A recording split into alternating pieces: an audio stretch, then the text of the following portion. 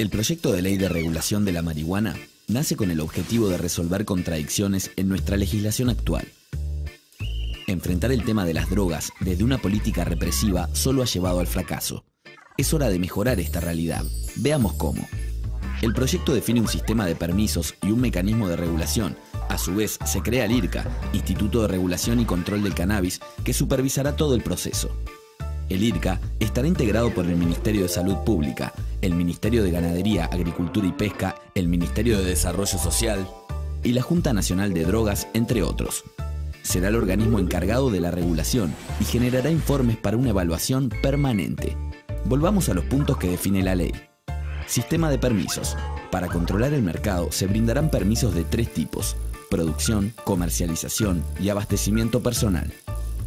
Los permisos para la producción autorizarán a los establecimientos a producir marihuana para uso personal y medicinal.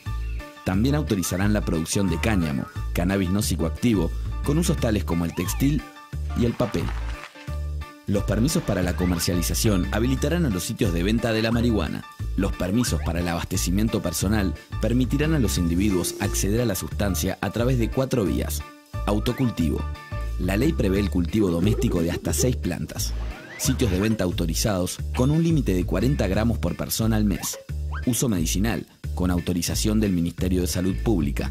Y clubes de cannabis, establecimientos donde se podrá cultivar en grupo una cantidad de plantas proporcional al número de miembros. Veamos ahora en qué consiste el mecanismo de regulación. Se establece una serie de puntos con el fin de regular el proceso reduciendo los daños y riesgos. Vayamos a ellos. Venta prohibida a menores de edad, penas a quienes conduzcan bajo sus efectos, sanciones para aquellos que produzcan sin autorización, y como el tabaco, estará sujeto a las normas de consumo en espacios públicos y su publicidad estará prohibida. Todo esto que hemos visto forma parte del proyecto de ley de regulación de la marihuana que se encuentra actualmente en discusión en el Parlamento. Separando los mercados, se reduce en gran parte la ganancia del narcotráfico, un negocio de 30 millones de dólares al año en Uruguay. En su lugar, la sociedad obtiene valiosos recursos para educación, salud, tratamientos y campañas de prevención. Regulación responsable. Tiene sentido para Uruguay. www.regulacionresponsable.org.uy.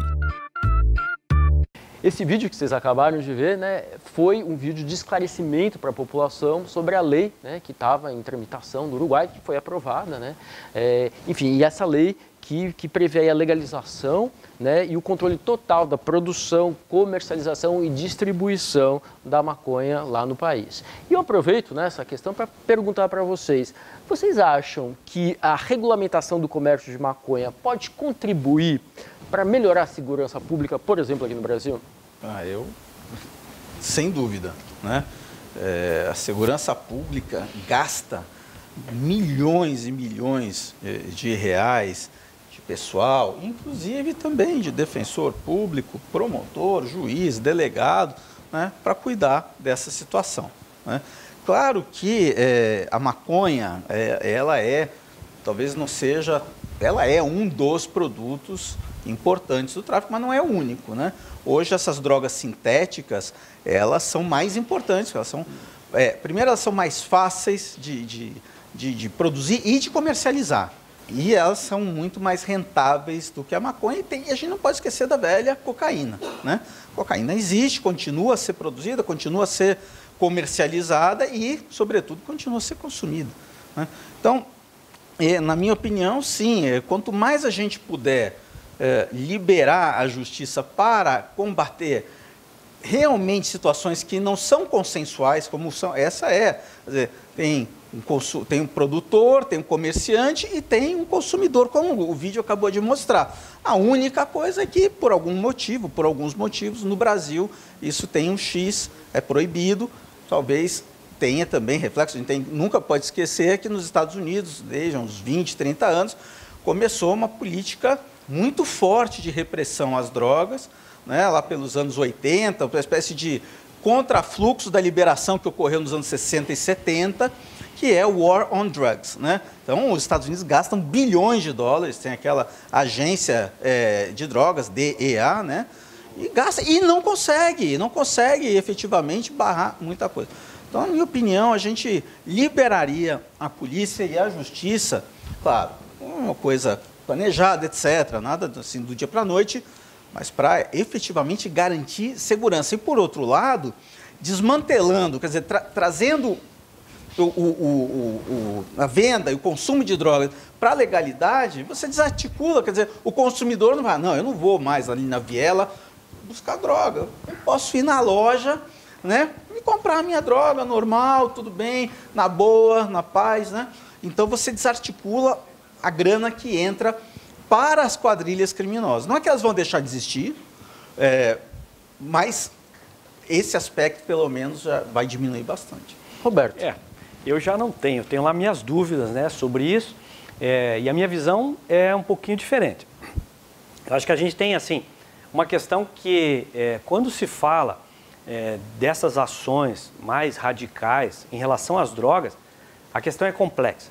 Então a gente tem que ampliar esse foco e pensar que nós estamos numa ideia de um mundo que precisa ser sustentável politicamente, economicamente, mas eu tenho que pensar, o Brasil tem fronteiras secas, o Brasil tem uma série de repercussões, existem tratados internacionais, convenções que o Brasil subscreveu, e tem que ser bem planejado isso, porque a sustentabilidade não pode imaginar, talvez, o grande problema que tenha acontecido no Uruguai foi eu me basto e eu pronto, e eu vou fazer, e aqui funciona assim.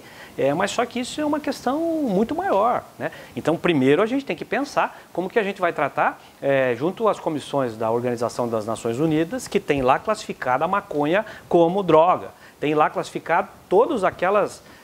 Então, eu tenho que dar passos necessários para isso. Agora, o Brasil, e o Carlos tem razão nisso, há um contrassenso. Num projeto de redução de danos, em que eu quero fazer, mais ou menos assim, eu quero diminuir o número de usuários de cracks. Que bom, que saudade da maconha que eu tinha.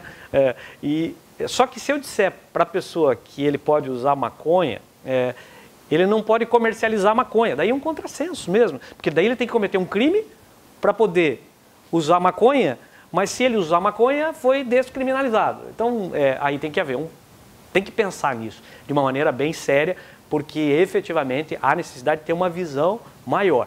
Não acho que só essa medida vai resolver os problemas, que vai diminuir. Claro que as coisas se intercomunicam, nós somos interdependentes, cada um desses fatores, mas eu acho que tem que pensar tudo junto. Não dá para achar que isso aí vai resolver o problema econômico, de investimento, que não vai, né? Vai ser pontual.